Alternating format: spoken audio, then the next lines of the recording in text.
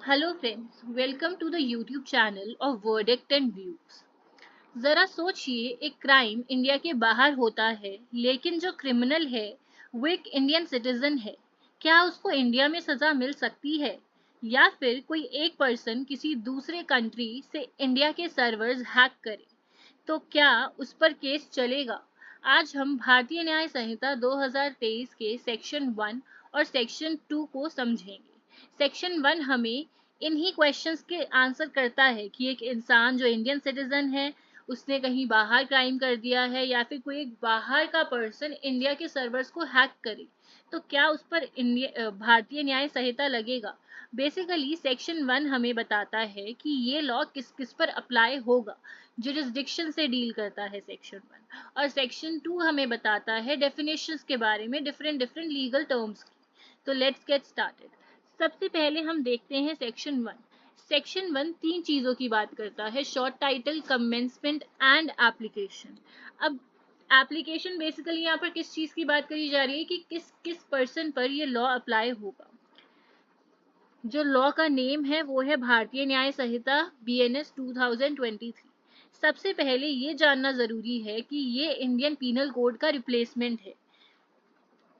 2023 से पहले इंडिया में तीन मेजर क्रिमिनल लॉज थे: IPC, CRPC and Indian evidence act. इनको रिप्लेस करके न्यू लॉज लाए गए। IPC को रिप्लेस करके लाया गया भारतीय न्याय संहिता 2023। CRPC that is code of criminal procedure को रिप्लेस करके लाया गया भारतीय नागरिक सुरक्षा संहिता 2023। एंड इंडियन एविडेंस को रिप्लेस करके लाया गया भारतीय साक्ष्य अधिनियम 2023। तो आज के टाइम में ये जो तीनों नए लॉज हैं ये हमारे मेजर लॉज हैं। सेकेंड मेन पॉइंट है when it comes into force, कि ये एनफोर्समेंट में कब आया। This act may be enforced on the date as decided by the central government. Legislature ने पूरा लॉ बना दिया, बट ये इंडिया में एनफोर्स कब होगा ये ड्यूटी छोड़ दी सेंट्रल गवर्नमेंट पर। Different provisions of the act में come into force on different dates. अब assent date and enforcement date important है प्रीलिम्स के पर्पज से। Assent date is December 25, 2023 and enforcement date is 1st July 2024।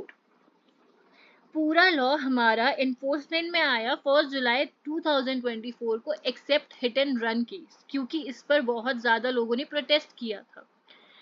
अब third point हमारा क्या है, jurisdiction की बात करता है। जुरिस्डिक्शन में बेसिकली यहाँ पर एक बड़ा सवाल ये है कि ये लॉ कहाँ कहाँ लागू होगा। तो सबसे पहला आता है who is liable under this law. Every person who commits an act और omission against the provisions of this law within India is punishable under BNS 2023।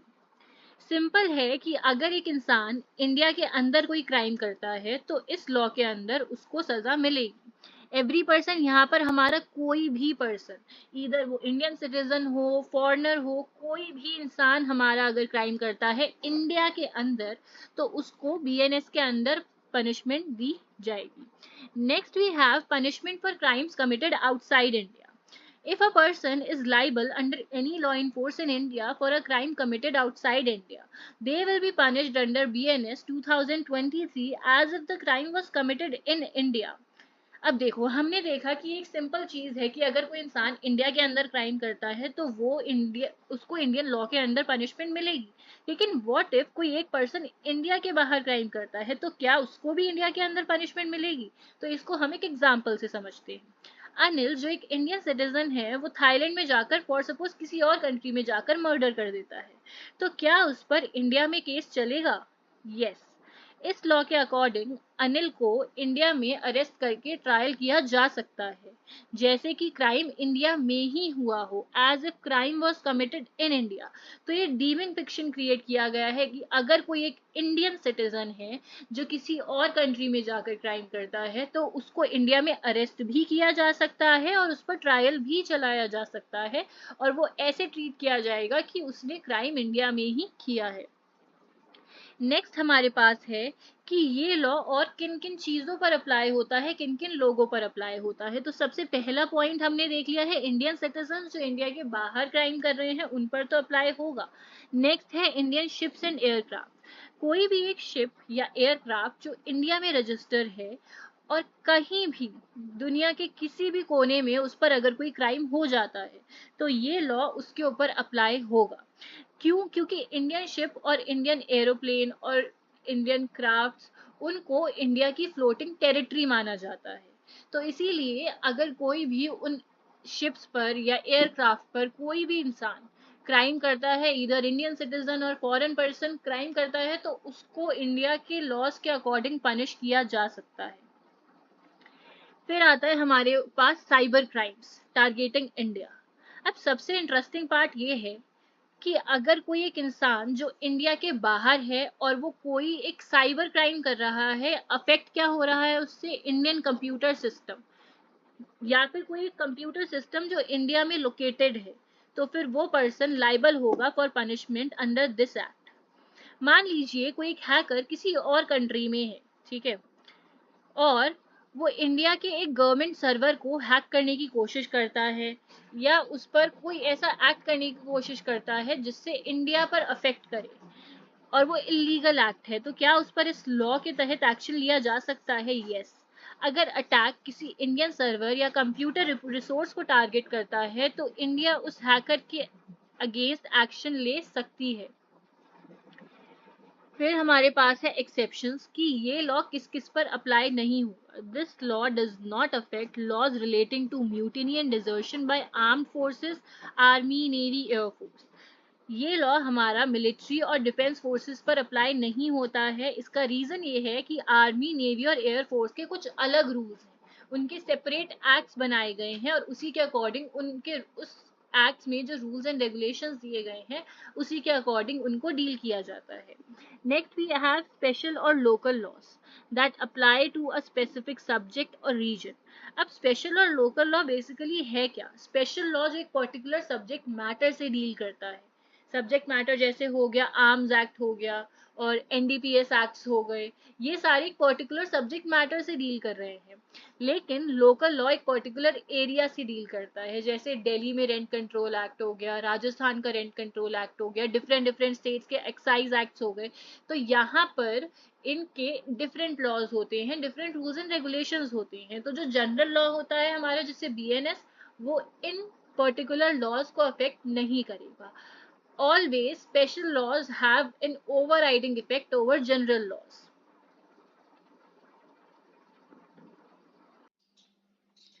As we have already discussed section 1 of भारतीय न्याय संहिता, तो अब हम deal करते हैं section 2 से, जिसमें सारी डेफिनेशंस दी गई हैं। सो सबसे पहला है, in this Samhita unless the contrary, unless the context otherwise required। तो बेसिकली इस संहिता में जहां पर भी ये सारे वर्ड्स यूज करे गए हैं उनमें ये जो डेफिनेशंस दी गई हैं इन्हीं से ही हम इंटरप्रिटेशन करेंगे, इन्हीं डेफिनेशंस को अप्लाई करेंगे। लेकिन अगर कहीं पर भी कोई ऐसा कॉन्टेक्स्ट है जिसमें डेफिनेशंस फिट नहीं हो रही हैं, या कॉन्टेक्स्ट कुछ और डिमांड कर रहा है, या इनको अगर अप्लाई कर रहे हैं इन डेफिनेशंस को तो एक एब्सर्ड मीनिंग निकल रहा है, तो तब हम इन डेफिनेशंस को नहीं अप्लाई करेंगे। बट हर एक वर्ड, जो भी वर्ड यहाँ पर यूज करा गया है, लाइक एक्ट, एनिमल, चाइल्ड, वो पूरे बीएनएस में कहीं भी दिखाई दे तो हम इन्हीं डेफिनेशंस को जो सेक्शन 2 में हमें दी गई हैं उन्हीं को हम रेफर करेंगे। सबसे पहली डेफिनेशन 2(1) में है, 2 क्लॉज 1 में है एक्ट की। The term act refers to a single act as well as a series of acts which are done intentionally, unintentionally and which may constitute an offense or a legal action। तो कोई भी act, ठीक है, basically इसमें ना ये बोला गया है कि एक मल्टीपल एक्ट्स मिलकर एक सिंगल एक्ट बना सकते हैं। तो एक्ट में या तो हमारा सिंगल एक्ट भी हो सकता है या सीरीज ऑफ एक्ट्स भी हो सकता है। अब सिंगल एक्ट तो समझ आ गया, किडनैपिंग हो गया, मर्डर हो गया। अब सीरीज ऑफ एक्ट कैसे हो सकता है? फॉर एग्जाम्पल किसी इंसान ने मर्डर करना है, ठीक है, उसको मर्डर करना है किसी पर्सन का, तो अब उसके लिए वो किडनैपिंग भी करता है, उस पर्सन को किडनैपिंग के दौरान हर्ट भी हो जाता है, फिर मर्डर कर देता है। तो उसमें उसने बहुत सारी सीरीज ऑफ एक्ट्स करी हैं। तो जब भी कोई एक इंसान एक सिंगल एक्ट करता है या सीरीज ऑफ एक्ट करता है तो वो हमारे टर्म एक्ट में इंक्लूड है। इधर एक केस है state of Maharashtra versus mayor हंस George.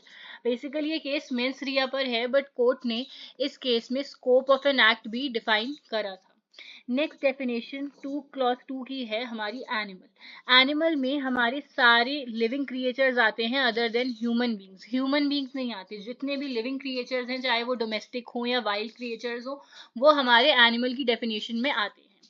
Animal welfare board of India versus A Nagaraja 2014 का जजमेंट है। इसमें एनिमल राइट्स को रिकॉग्नाइज करा गया है under constitutional law. Next definition is child, sub clause 3 में दी गई है सेक्शन 2 के। It is very important for prelims purpose क्योंकि ये न्यूली एडेड डेफिनेशन है। आईपीसी में चाइल्ड की डेफिनेशन नहीं थी। Child means a person below 18 years of age. एक पर्सन जिसने 18 साल की उम्र कंप्लीट नहीं करी है वो चाइल्ड माना जाएगा। सॉरी, ठीक है। अब यहाँ पर ये बायोलॉजिकल एज की बात कर रहे हैं, यहाँ पर ये मेंटल एज की बात नहीं कर रहे हैं। They are talking about biological age. Sheela Barse versus union of India में जुवेनाइल राइट्स के बारे में बात करी थी। I just refer this case here for reference only, मतलब just for reference. Next we have counterfeit. To counterfeit means to make one thing resemble another thing with the intent to cause deception. तो यहाँ पर जो intention क्या है, dissipation cause करने का intention है। एक चीज को दूसरे की तरह मिलता जुलता जब हम दिखाते हैं तो फ्रॉडुलेंट इंटेंशन है कि फ्रॉडुलेंटली कॉपी कर रहे हैं या इमिटेट कर रहे हैं। कोई भी डॉक्यूमेंट हो सकता है, करेंसी हो सकता है, कोई भी और चीज जिसको किसी और चीज की तरह, मतलब उसके जैसी कोई चीज बना रहे हैं, और इंटेंशन क्या है, डिसेप्शन कॉज करने का। यहाँ पर कुछ एक्सप्लेनेशंस भी हैं। एक्सप्लेनेशन 1 बोलती है it is not essential to counterfeiting that the imitation should be exact. Basically ditto नहीं होना चाहिए, मतलब डिट्टो होना जरूरी नहीं है, कि ये जरूरी नहीं है कि दोनों चीजें एकदम एग्जैक्टली सेम है। अगर वो चीज ऐसी है कि उससे डिसेप्शन कॉज हो सकता है तो फिर उस केस में वो पर्सन को काउंटरफीटिंग के लिए गिल्टी, मतलब काउंटरफीटिंग माना जाएगा कि उसने काउंटरफीटिंग करी है। Explanation 2 बोलता है when a person causes one thing to resemble another thing and the resemblance is such that a person might be deceived thereby. वही चीज बोली गई है इसमें कि एक पर्सन ने रिजेंबल करी दूसरी चीज को ये दिखाने के लिए कि वो दोनों सिमिलर है, ठीक है, और रिजेंबलेंस ऐसी थी कि जिससे डिसेप्शन हो सकता था। तो कोर्ट यहाँ पर ये प्रिज्यूम करेगा, यहाँ पर शैल प्रिज्यूम वर्ड है। शैल प्रिज्यूम क्या होता है, शैल प्रिजम्पशन में कोर्ट के ऊपर ड्यूटी बाउंड होता है कोर्ट की, उसको प्रिज्यूम करना पड़ेगा, उनको प्रिज्यूम करना पड़ेगा। लेकिन जो सामने वाली पार्टी है उसके पास रिबटल का चांस होता है, तो कोर्ट यहाँ पर शैल प्रिज्यूम करेगा until the contrary is proved। तो until the contrary is proved से हमें क्या पता लग रहा है कि जो पार्टी जिसके अगेंस्ट चार्जेस लगे हैं उसके पास ऑप्शन है खुद को प्रूव करने का कि उसने काउंटरफीटिंग नहीं करी है। That the person so causing the one thing to resemble the other thing intended by means to that resemblance to practice deception or knew it to be likely that deception would thereby be practiced। तो simple सी चीज इसमें बोली गई है explanation 2 में कि जब एक पर्सन रिजेंबल करता, ऐसी इमिटेशन करता है या कॉपी करता है कोई भी चीज को और दूसरी चीज बना देता है, ठीक है, और उसका इंटेंशन क्या है कि कोई पर्सन डिसीव हो जाए, और वो इमिटेशन भी ऐसी है कि उससे कोई पर्सन डिसीव हो सकता है या उसको नॉलेज है कि कोई पर्सन उससे डिसीव हो सकता है, तो कोर्ट यहाँ पर शैल प्रिज्यूम करेगा कि उसने काउंटरफीटिंग करी है। लेकिन जो पार्टी जिसके अगेंस्ट चार्जेस लगे हैं, जिसके ऊपर चार्जेस लगे हैं, उसके पास राइट है रिबट करने का, चार्जेस को हटवाने का, मतलब प्रूव करने का। 2.5 में बात करी गई है कोर्ट। कोर्ट बेसिकली एक जज, कोर्ट में हमारी दोनों चीजें आती हैं, एक सिंगल जज और अ बॉडी ऑफ जजेस। और जब वो सिंगल जज और बॉडी ऑफ जजेस एम्पावर्ड होते हैं कि वो एक्ट करें जुडिशियली, ठीक है, यहाँ पर सिर्फ जुडिशियली जब कोई एक जज एक्ट करता है या बॉडी ऑफ जजेस एक्ट करते हैं तभी वो कोर्ट माने जाते हैं। इफ अ जज और बॉडी ऑफ जजेस are acting administratively then they will not be considered as court. तो हमें क्या चीजें याद रखनी है, एक जज भी कोर्ट हो सकता है और एक बॉडी ऑफ जजेस भी कोर्ट हो सकता है, only when they are acting judicially and not administratively. Okay, next we have death. Death basically means permanent cessation of life of a human being की बात कर रहे हैं यहाँ पर। तो डेथ में हमें दो चीजें याद रखनी है। पहला, कि लाइफ खत्म कर ली है किसी ह्यूमन बीइंग ने, तो वो डेथ मानी जाएगी। Gian Kaur versus state of Punjab 1996 में बोला है कि right of life does not include the right to die. 2 clause 7 में बोला गया है डिसऑनेस्टली। डिसऑनेस्टली में क्या है कि जब एक पर्सन की इंटेंशन है, इंटेंशन क्या करने की, कि एक पर्सन को रॉन्गफुल गेन हो और दूसरे पर्सन को रॉन्गफुल लॉस हो। और ये लॉस कैसा होना चाहिए? This loss must always be pecuniary nature. Pecuniary nature का होना जरूरी है, तभी वो डिसऑनेस्टली माना जाएगा। तो डिसऑनेस्टली हमारा 2 सब क्लॉज 7 में दिया गया। इट बेसिकली सेइंग कि जब किसी एक इंसान की इंटेंशन होती है कि एक पर्सन को रॉन्गफुल गेन हो और उसके कॉस्ट पर दूसरे पर्सन को रॉन्गफुल लॉस हो रहा है, एंड वो जो लॉस हो रहा है वो पेक्यूनरी नेचर का है, तो वो डिसऑनेस्टली माना जाएगा। We have to read it with section 2 clause 36, 37 and 38। 36, 37 and 38 में बेसिकली बोला गया है wrongful loss, wrongful gain and gaining wrongfully and losing wrongfully। क्योंकि हम डिसऑनेस्टली में किस चीज की बात कर रहे हैं कि किसी एक पर्सन को wrongful loss हो रहा है और दूसरे को wrongful gain हो रहा है। 2 क्लॉज 28 बात करता है हमारी डॉक्यूमेंट की। डॉक्यूमेंट में क्या है? कोई भी मैटर जो एक्सप्रेस करा गया है या डिस्क्राइब करा गया है किसी भी फॉर्म में, किसी भी फॉर्म में हो सकता है, वो लेटर्स के फॉर्म में, फिगर्स में, मार्क्स में, या उनमें से किसी ज्यादा चीजों में किसी एक सब्सटेंस पर करा गया है, ठीक है, तो वो हमारा डॉक्यूमेंट कहलाएगा। इसमें हमारा जो ये है इलेक्ट्रॉनिक रिकॉर्ड अभी ऐड करा है, पहले वाली डेफिनेशन में इलेक्ट्रॉनिक या डिजिटल रिकॉर्ड नहीं होता था, सॉरी। हाँ, इलेक्ट्रॉनिक रिकॉर्ड हमारा अभी आया है इसमें, पहले आईपीसी में इलेक्ट्रॉनिक रिकॉर्ड यहाँ पर नहीं हुआ करता था। अब आता है नेक्स्ट हमारा एक्सप्लेनेशन। हाँ, और जो डॉक्यूमेंट है वो वो बेसिकली उसको रिकॉर्ड करा गया है इस इंटेंशन से कि उसको एज एन एविडेंस यूज करा जाएगा या फ्यूचर में यूज करा जाएगा। एक्सप्लेनेशन बोलता है इससे फर्क नहीं पड़ता है कि वो जो सब्सटेंस है वो किस चीज के ऊपर लिखा गया है, किस तरीके से लिखा गया है। ये है सिंपल सी डेफिनेशन डॉक्यूमेंट की।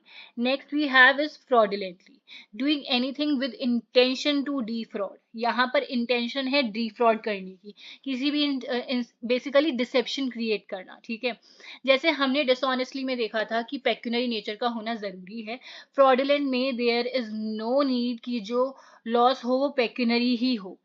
ये एक नेसेसरी इंग्रेडिएंट नहीं है, बट अगर लॉस हो जाता है तो वो इंक्लूड करा जा सकता है फ्रॉडुलेंटली में, लेकिन this is not a necessary element for fraudulent intention basically. I guess एक डेफिनेशन मिसिंग है यहाँ पर, और वो है हमारी जेंडर की। सेक्शन 2 क्लॉज 10 में हमारी जेंडर की डेफिनेशन दी गई है, मैं आपको ऐसे ही बता देती हूँ। तो जेंडर है, जेंडर में हमारा दिया गया है the pronoun he and its derivatives are used of any person, चाहे वो मेल हो, फीमेल हो या ट्रांसजेंडर हो। ही या उसके डेरिवेटिव्स जो यूज करे गए हैं किसी भी पर्सन के लिए, मेल हो सकता है, मतलब कोई भी जेंडर, मेल, फीमेल और ट्रांसजेंडर, एनी जेंडर, ठीक है। अब यहाँ पर प्रीलिम्स के पर्पज से इंपॉर्टेंट है, एक तो हमारा ट्रांसजेंडर वर्ड हमारा नहीं था आईपीसी में, ये ट्रांसजेंडर वर्ड बीएनएस में ऐड करा गया है, प्रीलिम्स के पर्पज से इंपॉर्टेंट है। सेक्शन 2 क्लॉज 10 में दी गई है डेफिनेशन, और इसका explanation is also very important. इसमें बोला गया है कि पूछा जा सकता है कि ट्रांसजेंडर कहाँ डिफाइंड है। sorry, so it is defined in section 2 clause k of transgender persons protection of rights act 2019. I am repeating again, word transgender which is used in bns in the definition of gender, तो वो transgender word कहाँ defined है? It is defined in section 2 clause के of the transgender persons protection of rights act 2019। और इस पर एक landmark judgment भी है, NALSA versus union of India 2014 supreme court. Basically IPC में ये वर्ड स्पेसिफिकली मेंशन नहीं था, तो इस केस में सुप्रीम कोर्ट ने बोला था कि वर्ड ट्रांसजेंडर भी इसमें इंक्लूडेड है, लेकिन अब स्पेसिफिकली डाल दिया गया है, तो ये केस को हम रेड विद कर सकते हैं इसके साथ। Okay, now next definition we have good faith. Nothing is said to be done, nothing is said to be done or believed in good faith। basically it's a negative definition, ठीक है, which is not done with which is done without due care and attention। कि अगर कोई एक इंसान कुछ भी चीज करता है और वो ड्यू केयर और अटेंशन के साथ नहीं करता है तो ये माना जाएगा कि उसने गुड फेथ में वो एक्ट नहीं करा है। अब ड्यू केयर तो हमें पता है कि थोड़ा सावधानी रखकर, अटेंशन बेसिकली यहाँ पर है हमारा कि रीजनेबल डिलीजेंस, कि एक पर्टिकुलर एक्ट करने के लिए जितना डिलीजेंस रिक्वायर्ड है, वो अगर वो डिलीजेंस रखकर कोई एक इंसान एक्ट नहीं कर रहा है तो वो गुड फेथ में एक्ट नहीं माना जाएगा। ये बहुत इंपॉर्टेंट है, दोनों पॉइंट्स पूछे जाते हैं प्रीलिम्स में। ड्यू केयर एंड अटेंशन याद रखना, गुड फेथ में हमारे दो वर्ड्स हैं, due care and attention. Next we have is government. Government में सिंपल है, central government, state government. 2 clause 13 is harbour. देखो, दो टाइम्स होते हैं जब कोई एक इंसान हेल्प करता है। पहले जब एक इंसान हेल्प करता है किसी पर्सन की कोई क्राइम करने में तो वो असेसर बन जाता है, वो हार्बरिंग नहीं कर रहा है। हार्बरिंग होती है जब एक पर्सन ऑफेंस कर देता है, उसके बाद लॉफुल अरेस्ट और डिटेंशन से बचने के लिए कोई इंसान किसी को अगर बेसिकली शेल्टर देता है, फूड देता है, drink, money, clothes, arms, ammunition या मीन्स ऑफ कन्वेंस प्रोवाइड करता है, असिस्ट करता है एक पर्सन को इवेड करने से कि वो एप्रीहेंशन से बच जाए, तो उस केस में वो हार्बर कर रहा है उस इंसान को। Next we have here is injury. Injury basically, injury यहाँ पर कॉज, इंजरी में आपको कुछ चीजें याद रखनी है कि इंजरी हमेशा एक तो इलीगल एक्ट से होगी, ठीक है, दिस इज वेरी इंपॉर्टेंट। और 4 चीजों को हो सकती है, पर्सन की body, mind, reputation and property. Injury can be cause to 4 things, persons body, mind, reputation and property. और वो कैसे हो रही है, इलीगली कॉज करी जा रही है। इंजरी की डेफिनेशन में बहुत जरूरी है पॉइंट्स याद रखना, एक तो इलीगली करी जा रही है, इलीगली हार्म कॉज हो रहा है to any persons body, mind, reputation and property. Reputation के ऊपर एक लैंडमार्क जजमेंट है, that is Subramanian Swamy versus union of India.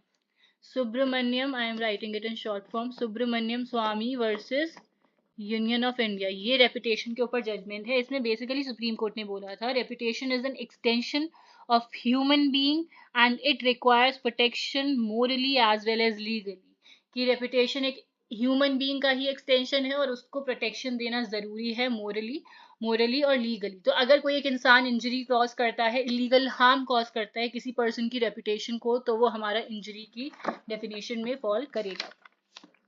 Sorry. Next we have illegal और लीगली बाउंड टू डू। यहाँ पर 3 चीजें बोली गई हैं। Illegal and legally bound to में बोला गया है कि कोई भी एक इंसान अगर कोई ऑफेंस करता है, ठीक है, या कोई एक एक्ट करता है which is prohibited by law, और या कोई एक एक्ट करता है which furnishes a ground of civil action, तो मतलब वो इंसान ने इलीगल एक्ट करा है, बेसिकली एक एक्टस रियस है, ठीक है। एंड जैसे हम एग्जाम्पल ले लेते हैं, तो ऑफेंस तो हमें पता है कितनी सारी डेफिनेशंस हैं ऑफेंस की, the word illegal is apt. Offence तो हमें पता ही है कि कितनी सारी डेफिनेशंस है, मर्डर हो गया, किडनैपिंग हो गया, सारा ऑफेंसेस की डेफिनेशन में आता है। And if we talk about which is prohibited by law, prohibited के एग्जाम्पल्स हो गए डाउरी, ठीक है, बाइगमी, कोई अगर ये एक्ट्स करता है, ठीक है। And second is, bigamy is basically an offence. And third is which furnishes a ground of civil action. Civil action में कैसे हो सकती है, चीटिंग हो गया, बेटिंग हो गया, अडल्ट्री।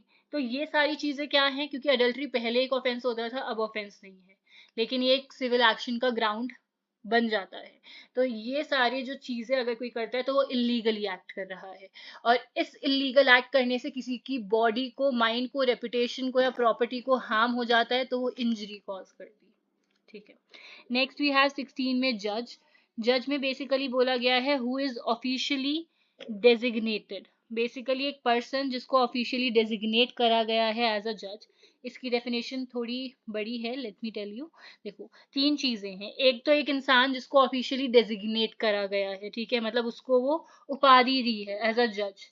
इसमें लेकिन सिर्फ यही पर्सन नहीं होता, एक पर्सन जिसके पास पावर है to give a judgment which is a definitive judgment, चाहे वो सिविल प्रोसीडिंग हो, चाहे वो क्रिमिनल प्रोसीडिंग हो। अगर एक पर्सन एम्पावर्ड है कि वो एक लीगल प्रोसीडिंग में ईदर सिविल और क्रिमिनल एक डेफिनेटिव जजमेंट दे सकता है, तो वह जज कहलाएगा, या फिर कोई एक ऐसा जजमेंट दे सकता है जिसके अगेंस्ट अपील नहीं करी गई तो वो डेफिनेटिव बन जाएगा, तो भी वो जज कहलाएगा। या फिर कोई which if confirmed by some other authority would be definitive, कि अगर कोई और अथॉरिटी उस जजमेंट को कंफर्म करेगा तो वो डेफिनेटिव हो जाएगा, तो भी वो जज कहलाएगा। And who is one of a body और persons which body of persons is empowered by law to give such a judgment. तो बेसिकली दो लोग हैं जज की कैटेगरीज में, फर्स्ट इज एक पर्सन जिसको डेजिग्नेट करा गया है एज अ जज, एंड सेकेंड इज एक पर्सन जो एम्पावर्ड है किसी भी लीगल प्रोसीडिंग में, ईदर सिविल और क्रिमिनल, की वो एक डेफिनेटिव जजमेंट दे सकता है, तो वो दोनों पर्सन्स हमारे जज कहलाएंगे। Next we have life. 217 is life. Life basically life of a human being, एक इंसान जो एग्जिस्ट कर रहा है उसकी life. Local laws. Local laws मैं आपको एक बार समझा चुकी हूँ, बट मैं आपको फिर से एक्सप्लेन कर देती हूँ। दो तरीके के होता है, we have to read it with section 2 clause 30, that is a special law. Special law और local law साथ साथ पढ़ सकते हैं। Special local law is something जो किसी एक पर्टिकुलर जुरिस्डिक्शन या रीजन पर लग रहा है। जैसे मैंने आपको बोला था राजस्थान रेंट कंट्रोल एक्ट, तो वो सिर्फ राजस्थान के ही रेंट के जितने भी मैटर्स हैं उनको डील करेगा। किसी भी प्लेस का एक्साइज एक्ट, वो सिर्फ जिस प्लेस के लिए वो लॉज बनाए गए हैं वही उन्हीं प्लेसेस के केसेस को, मैटर्स को डील करेगा। ये लोकल लॉ है। और अगर हम 230 में 230 सॉरी यहाँ पर ये रहा 230 थोड़ा विजिबल नहीं है, this is 230, this is basically 230। Section 230 में हमारा स्पेशल लॉज की बात करी गई है। स्पेशल लॉज बेसिकली होते हैं जो एक पर्टिकुलर सब्जेक्ट मैटर पे लग रहे हैं, ठीक है। जैसे ड्रग्स हो गया, एनडीपीएस एक्ट, आर्म्स एक्ट हो गया ये एक पर्टिकुलर सब्जेक्ट मैटर पे लग रहे हैं, और लोकल लॉज हमारे पर्टिकुलर एक एरिया पर लगते हैं, तो ये डिफ्रेंसिएशन है इसमें। नेक्स्ट है हमारे पास मैन की डेफिनेशन। मैन में आता है refers to a male human being of any age. Man में हमारा मेल एक ह्यूमन बीइंग किसी भी पर्टिकुलर एज का पर्सन हो सकता है। यहाँ पर कोई एज रिस्ट्रिक्शन नहीं है। तो अगर आपसे पूछ लिया जाए एमसीक्यूज में कि मैन कौन है, a male of any age, above 18 age, 16 age, तो आपको उसमें लिखना है एनी एज, कोई एज बैरियर यहाँ पर नहीं दिया गया है। 220 में मंथ एंड ईयर दिया गया है। मंथ एंड ईयर में ग्रिगोरियन कैलेंडर है, दिस इज इम्पोर्टेंट। लिमिटेशन में भी एक कैलेंडर की बात करी है, that is English calendar, I guess. I'm not confirm about it, but यहाँ पर BNS में ग्रिगोरियन कैलेंडर की बात करी गई है। 221 talks about movable property.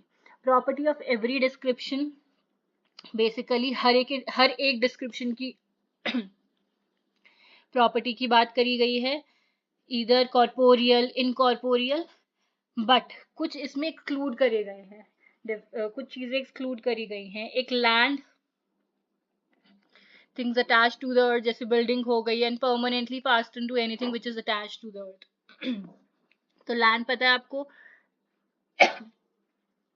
Sorry, things attach to the earth में बिल्डिंग हो गई, और permanently fastening to anything attach to the earth में हमारे फैंस, ट्यूब लाइट्स, तो ये सारे हमारे मूवेबल प्रॉपर्टी की डेफिनेशन में आते हैं। हर property of every description is a movable property. ये तीन चीजें हमारे मूवेबल प्रॉपर्टी की डेफिनेशन में नहीं फॉल करेगी। Next is number, there can be singular, plural.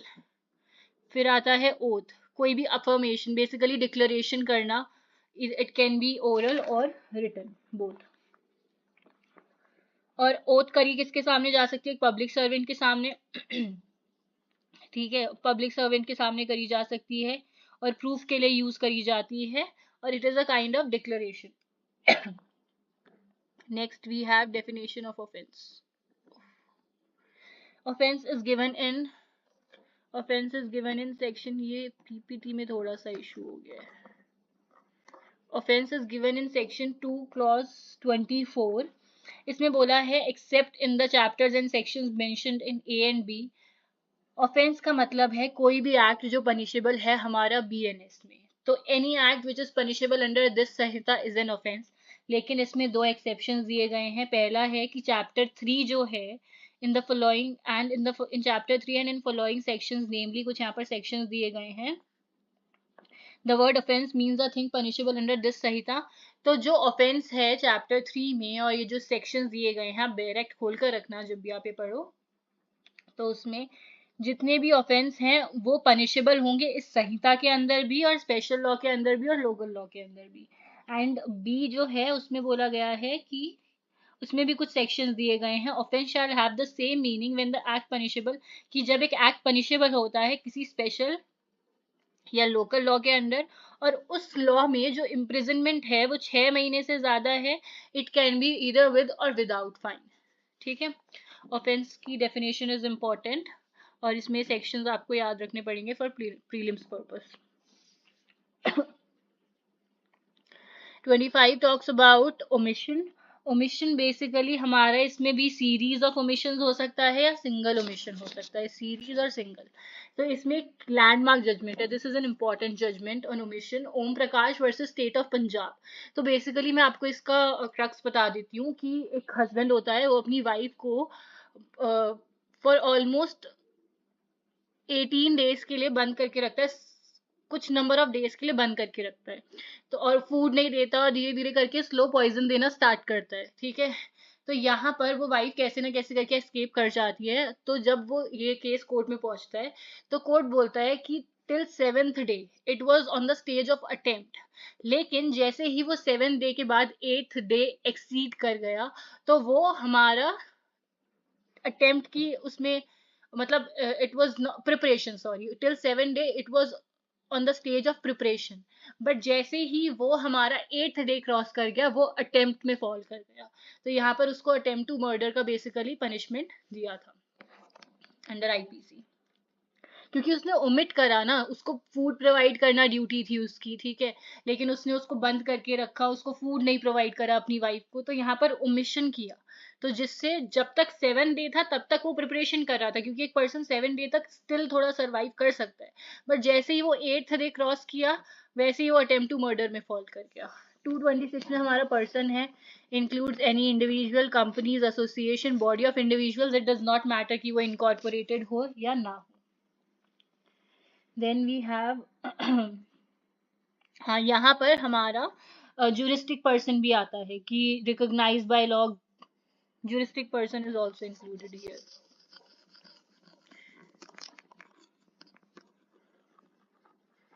Okay, next we have public, any class of people और community, basically group of people की बात कर रहे हैं जो एक दूसरे से रिलेटेड हो for any reason, related to each other for any reason. 228 talks about public servant. मैंने इसकी डेफिनेशन अलग से दी है, यस हियर। अब देखो इसमें क्या है हमारा, मैं आपको इसकी डेफिनेशन थोड़ी बड़ी है, इसमें आई गेस के तक पॉइंट्स हैं, यस के पॉइंट्स हैं इसमें। तो हमें, मैं आपको बता देती हूँ कि आपको इसमें क्या क्या याद रखना है फॉर प्रीलिम्स पर्पस। पहला है every commissioned officer in the army, navy और air force.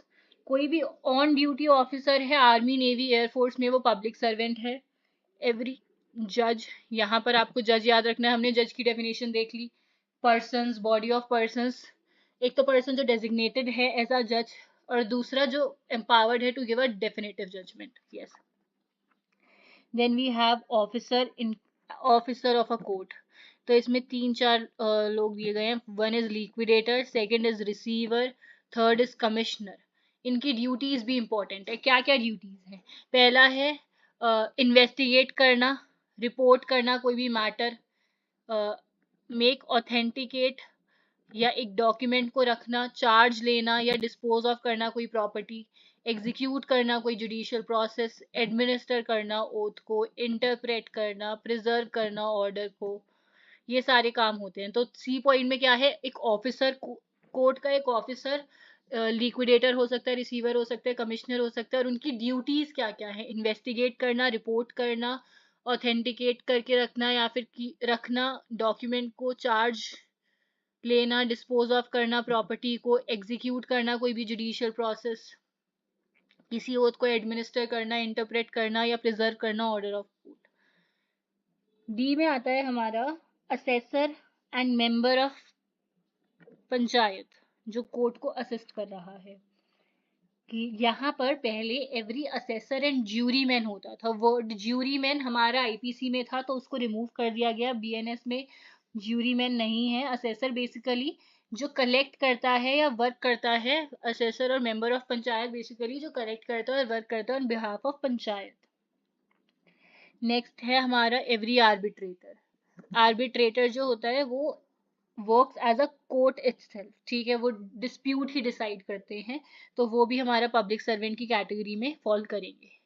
Any person, every person who holds any officer, हाँ ये रहा, person who is empowered to place और keep a person in confinement. Basically किसकी बात करी जा रही है यहाँ पर? जेलर की। They are talking about jailer, I am writing it here, jailer की बात कर रहे हैं। Okay, next we have jailer के बाद every officer of the government whose duty it is to prevent offences to protect the public health safety and conveyance। यहाँ पर किसकी बात करे जा रहे हैं? जैसे पुलिस हो गए, फूड इंस्पेक्टर्स हो गए, सिविल डिफेंस। तो आप यहाँ पर याद रखने के लिए लिख सकते हैं police, food inspector and civil defence. Next is are revenue process. Revenue process आप यहाँ पर याद रख सकते हैं। रिवेन्यू प्रोसेस में हमारे हो गए इनकम टैक्स ऑफिसर, पटवारी, एमसीडी ऑफिसर, डिस्ट्रिक्ट मजिस्ट्रेट। मैं आपको पॉइंटर्स बता रही हूँ। तो हमने फर्स्ट में देखा एक कमीशनड ऑफिसर, जैसे ऑन ड्यूटी ऑफिसर्स होते हैं आर्मी, नेवी, एयरफोर्स के, एक जज, officer of a court, liquidator, receiver, commissioner. यहाँ पर असेसर और member of panchayat, arbitrator, empowered to keep any person in prison or confinement, jailer basically. यहाँ पर public health and safety of conveyance, यहाँ पर जैसे पुलिस हो गया, फूड इंस्पेक्टर हो गए, सिविल डिफेंस के लोग हो गए। रिवेन्यू प्रोसेस में हमारे क्या क्या आ सकते हैं? जैसे इनकम टैक्स ऑफिसर हो गए, patwari, MCD officer, district magistrate. Next है हमारे पास every officer whose duty it is to take, receive, keep or expend any property। basically they are talking about municipalities and patwaris here। इस वाले उसमें ये they are talking about municipalities and patwari। next we have a person, every person in the service or pay of sorry J वाला, J point में they are talking about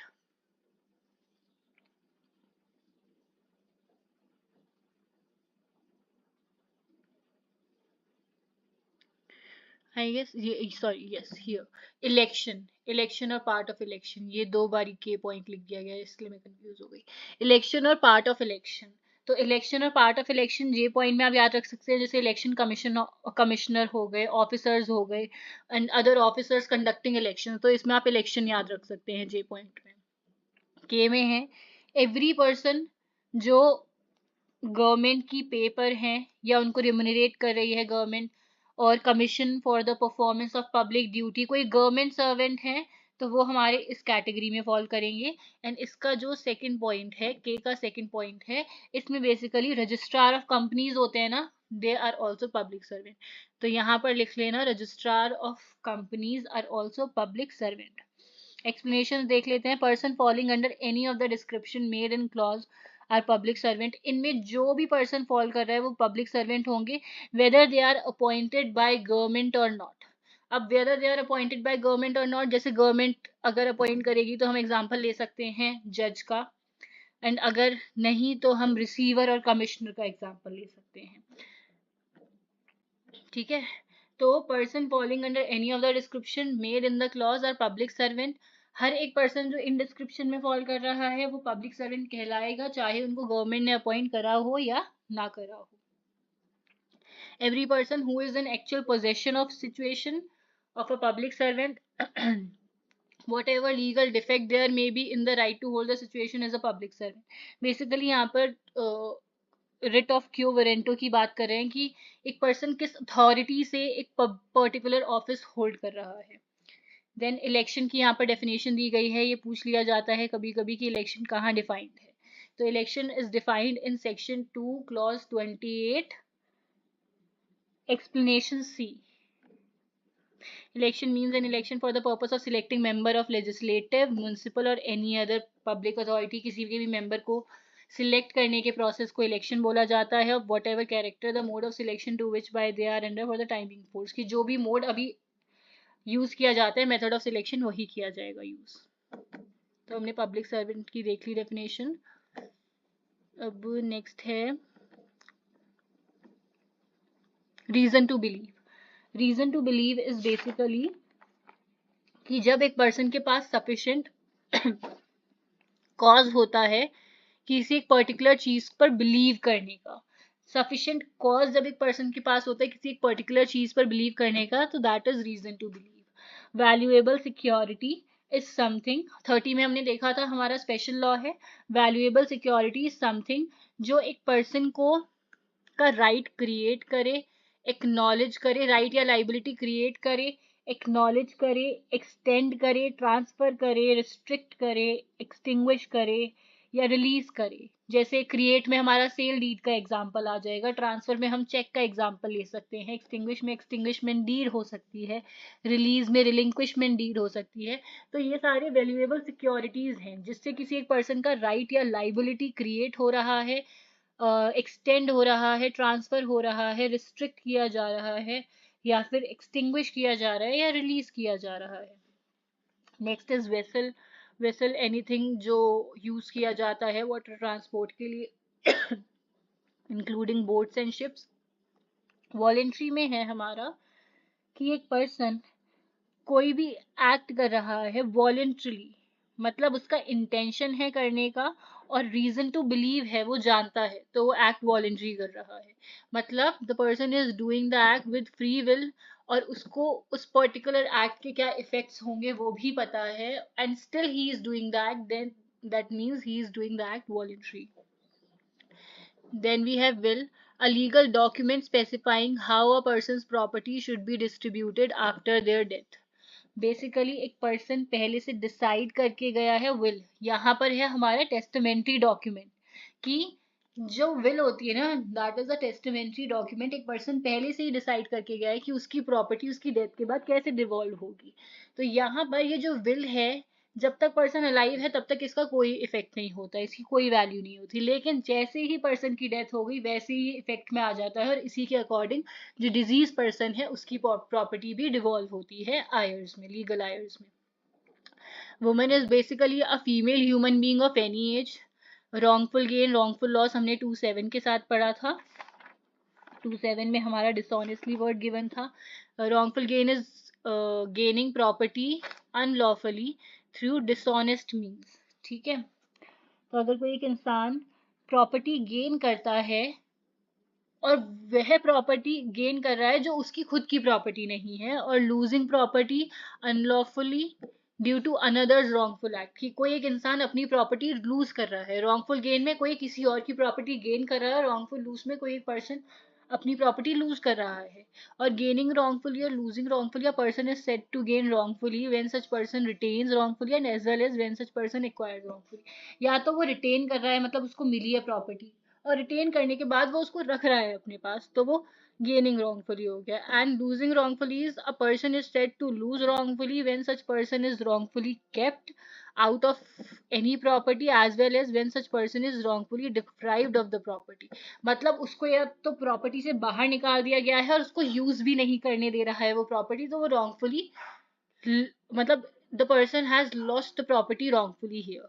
238 में फिर आता है यहाँ पर IT act and BNS. Basically यहाँ पर 238 इट इज 239 में बोला है words and expressions used but not defined in the Samhita but defined in the information technology act 2000 and the Bharatiya Nagrik Suraksha Sahita and shall have the meanings respectively assigned to them in that Sahita and Act. Simple सी चीज बोली है, words जो BNS में defined नहीं है but they are defined in IT act और BNSS, that is Bharatiya Nagarik सुरक्षा संहिता. अगर उनमें डिफाइंड है तो वहां से हम उनकी डेफिनेशन या मीनिंग्स को रेफर कर सकते हैं. आई होप आपको हर एक वर्ड का मीनिंग अच्छे से समझ आया होगा. इफ कोई भी डाउट रह जाता है आप कमेंट सेक्शन में कमेंट करके बताइए, I will clear all your doubts. और अगर आपको वीडियो पसंद आई हो तो please do like, share and subscribe the video and press the bell icon for future more informative videos. Thank you.